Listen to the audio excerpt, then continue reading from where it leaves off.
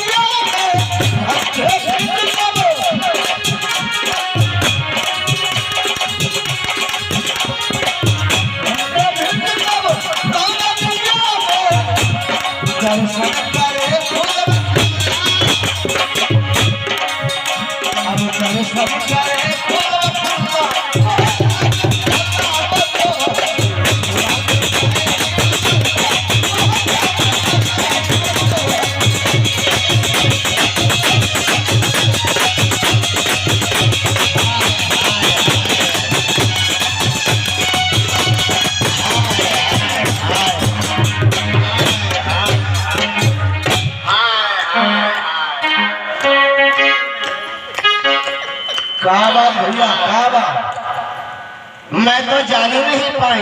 अच्छा। राम जी राव के यहाँ लल्ला का जन्म हुआ।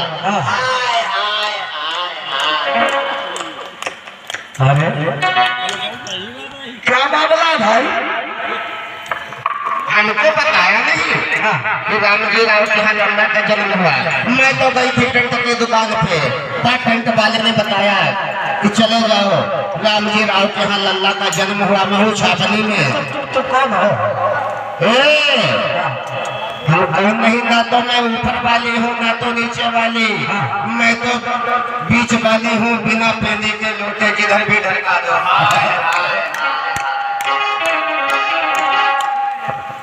अच्छा।